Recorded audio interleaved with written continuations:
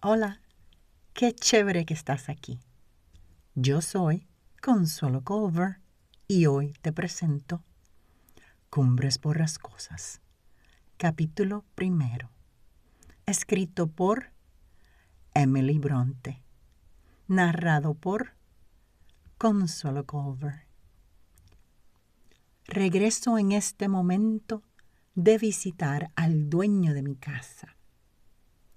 Sospecho que ese solitario vecino me dará más de un motivo de preocupación. La comarca en la que he venido a residir es un verdadero paraíso, tal como un misántropo no hubiera logrado hallarlo igual en toda Inglaterra. El señor Heathcliff y yo podríamos haber sido una pareja ideal de camaradas en este bello país. Mi casero me pareció un individuo extraordinario. No dio muestra alguna de notar la espontánea simpatía que experimenté hacia él al verle.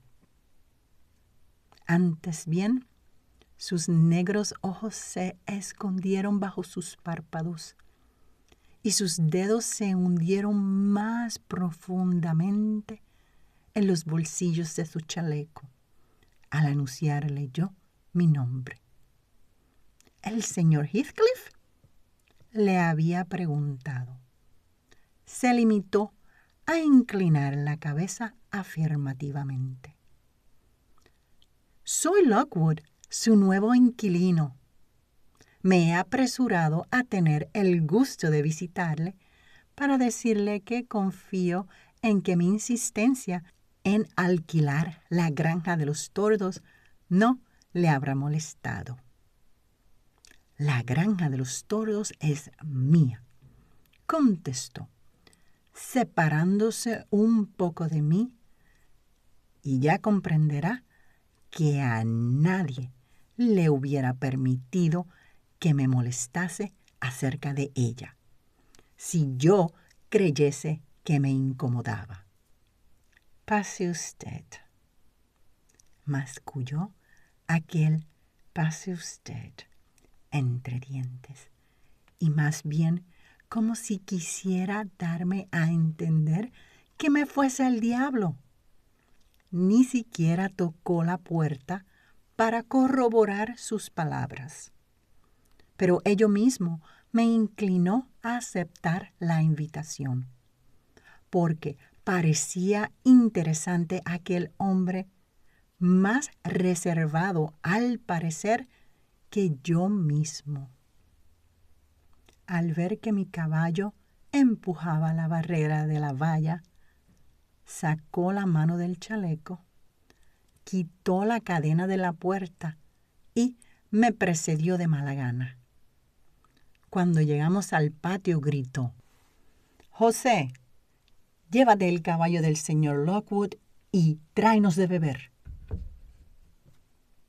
La doble orden dada a un mismo criado me hizo pensar que toda la servidumbre se reducía a él, lo que explicaba que entre las losas del suelo creciera la hierba y que los setos mostrasen señales de no ser cortados sino por el ganado que mordisqueaba sus hojas. José era un hombre maduro, o, mejor dicho, un viejo. Pero, a pesar de su avanzada edad, se conservaba sano y fuerte. «Válgame el Señor», murmuró con tono de contrariedad, mientras se hacía cargo del caballo, a la vez que me miraba con tal acritud que me fue precisa una gran dosis de benevolencia para suponer que impetraba el auxilio divino a fin de poder digerir bien la comida y no por motivo de mi inesperada llegada. La casa en que habitaba el señor Heathcliff se llamaba Cumbres Borrascosas, en el dialecto de la región. Y por cierto, que tal nombre expresaba muy bien los rigores atmosféricos a que la propiedad se veía sometida cuando la tempestad soplaba sobre ella. Sin duda se disfrutaba allí de buena ventilación. El aire debía soplar con mucha violencia, a juzgar por lo inclinados que estaban algunos pinos situados junto a la casa, y algunos arbustos cuyas hojas, como si implorasen al sol, se dirigían todas a un mismo sentido. Pero el edificio era de sólida construcción, con gruesos muros, según podía apreciarse por lo profundo de las ventanas, y con recios guardacantones protegiendo sus ángulos. Me detuve un momento en la puerta para contemplar las carátulas que ornaban la fachada. En la entrada principal leí una inscripción que decía Hareton Earnshaw.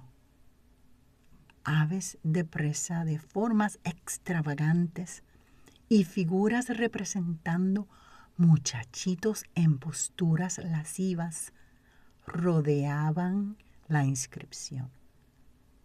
Me hubiese complacido hacer algunos comentarios respecto a aquello y hasta pedir una breve historia del lugar a su rudo propietario. Pero él permanecía ante la puerta de un modo que me indicaba su deseo de que yo entrase de una vez o me fuese. Y no quise aumentar su impaciencia, parándome a examinar los detalles del acceso al edificio. Un pasillo nos condujo directamente a un salón que en la región llaman la casa por autonomacia y que no está precedido de vestíbulo ni antecámaras. Generalmente esta pieza comprende a la vez comedor y cocina, pero en Cumbres Borrascosas, la cocina no estaba allí. Al menos no percibí indicio alguno de que en el inmenso lugar se cocina, se nada, pese a que en las profundidades de la casa me parecía sentir ruido de utensilios culinarios. En las paredes no había cacerolas ni cacharros de cocina. En cambio, se veía en un rincón de la estancia un aparador de roble cubierto de platos apilados hasta el techo, y entre los que se veían jarros y tazones de plata. Había sobre él tortas de avena, piernas de buey y carneros curados y jamones. Pendían sobre la chimenea varias viejas escopetas con los cañones enmohecidos y un par de pistolas de arzón. En la repisa de la chimenea habían 3 tarros pintados de vivos colores. El pavimento era de piedras lisas y blancas. Las sillas, antiguas, de alto respaldo, estaban pintadas de verde. Bajo el aparador vi una perra rodeada de sus cachorros y distinguí otros perros por los rincones. Todo ello hubiera parecido natural en la casa de uno de los campesinos del país, musculosos, de obtusa apariencia y vestidos con calzón corto y polainas. Salas así, y en ellas labriegos de tal contextura, sentados a la mesa ante un jarro de espumosa cerveza. Podéis ver en la comarca cuanto queráis. Mas el señor Heathcliff contrastaba con el ambiente de un modo chocante. Era moreno y por el color de su tez parecía un gitano. Si bien en sus ropas, en sus modales, parecía ser un caballero, aunque ataviado con algún descuido y, pese a su ruda apariencia, su figura era erguida y arrogante. Yo pensaba que muchos le calificarían de soberbio y hasta de grosero, pero sentía en el fondo que no debía de haber nada de ello. Me parecía instintivamente que su reserva debía proceder de que era enemigo de dejar traslucir sus emociones. Debía de odiar y de amar disimulándolo, y seguramente hubiera considerado como un impertinente a quien le amase o le odiase a su vez. Probablemente yo me precipitaba demasiado al suponer en mi huésped la manera de ser que me es peculiar a mí mismo. Quizá el señor Heathcliff rehusaba su mano al amigo que le deparaba la ocasión por motivos muy diferentes a los míos. Quizá mi carácter fuera único. Mi madre solía decirme que yo nunca sabría crearme un agradable hogar. Y el verano pasado obré de un modo que acreditaba que la autora de mis días tenía razón. Con ocasión de estar pasando un mes a la orilla del mar, conocí a una verdadera beldad. Me pareció hechicera. No le dije jamás de palabra que la quería. Pero si es verdad que los ojos hablan, por la expresión de los míos hubiera podido deducirse que yo estaba loco por ella.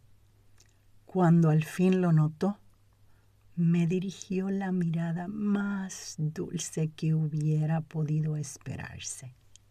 ¿Qué hice yo entonces?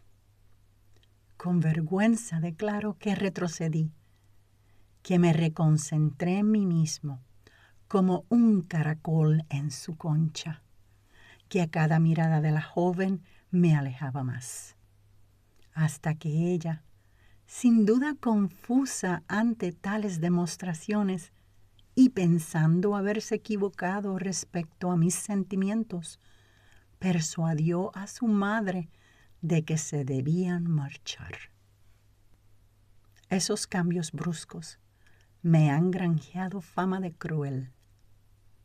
Solo yo sé lo erróneo que es semejante juicio. Mi casero y yo nos sentamos frente a frente junto a la chimenea. Ambos callábamos. La perra había abandonado a sus crías y se arrastraba entre mis piernas, frunciendo el hocico y enseñando sus blancos dientes. Traté de acariciarla y emitió un largo gruñido gutural. Es mejor que deje usted a la perra, gruñó el señor Heathcliff, haciendo dúo al animal y a la vez que reprimía sus demostraciones feroces con un puntapié. No está acostumbrada a caricias ni la tenemos para eso. Se puso en pie, se acercó a la puerta lateral y gritó: «¡José!». Percibimos a José murmurar algo en las profundidades de la bodega, pero sin dar señal alguna de acudir. En vista de ello, su amo fue a buscarle, dejándome solo con la perra y con otros 2 perros mastines que vigilaban atentamente cada uno de mis movimientos. No sintiendo deseo alguno de trabar conocimiento con sus colmillos, permanecí quieto, pero creyendo que las injurias mudas no les ofenderían, comencé a hacerles guiños y muecas. La ocurrencia fue infortunada. Alguno de mis gestos debió molestar sin duda a la señora perra, y bruscamente se lanzó sobre mis pantorrillas. La rechacé y me apresuré a interponer la mesa entre los dos. Mi acción revolucionó todo el ejército perruno. Media docena de diablos de 4 patas, de todos los tamaños y edades, salieron de los rincones y se precipitaron en el centro de la habitación. Mis talones y los faldones de mi casaca constituyeron, desde luego, el principal objetivo de sus arremetidas. Empuñé el atizador de la lumbre para hacer frente a los más voluminosos de mis asaltantes. Pero, aún así, tuve que pedir socorro a gritos. El señor Heathcliff y su criado subieron con exasperante lentitud las escaleras de la bodega. A pesar de que la sala era un infierno de gritos y ladridos, me pareció que los 2 hombres no aceleraban su paso en lo más mínimo. Por fortuna, una rozagante fregona acudió con más diligencia. Llegó con las faldas recogidas, la faz arrebatada por la proximidad de la lumbre y con los brazos desnudos. Enarboló una sartén y sus golpes, en combinación con sus ásperas palabras, disiparon la tempestad como por arte de magia. Y cuando Heathcliff entró, en medio de la estancia solo estaba ya conmigo la habitante de la cocina, como el mar después de una tormenta. ¿Qué diablos pasa?, preguntó él con un acento tal que me pareció intolerable para proferirlo después de tan inhospitalaria acogida. Verdaderamente se trata de diablos, repuse. Creo que los cerdos endemoniados de que hablan los evangelios no debían albergar más espíritus malignos que estos animales de usted, señor. Dejar entre ellos a un extraño es como dejarle en compañía de una manada de tigres. No suelen meterse con quienes están quietos, advirtió Heathcliff. Los perros hacen bien en vigilar. ¿Quiere usted un vaso de vino? No, gracias. ¿Le ha mordido? Si me hubiese mordido, habría visto usted en el culpable las señales de mi réplica. Heathcliff hizo una mueca. Bueno, dijo. Está usted algo excitado, señor Lockwood. Beba un poco de vino. Se reciben tan pocos invitados en esta casa que, lo confieso, ni mis perros ni yo sabemos casi cómo recibirles. A su salud. Correspondí al brindis y me tranquilicé considerando que resultaría estúpido enfurecerme por la agresión de unos perros cerriles. Por lo demás, se me antojaba que aquel sujeto empezaba a burlarse de mí, y no me pareció bien concederle otro motivo de mofa.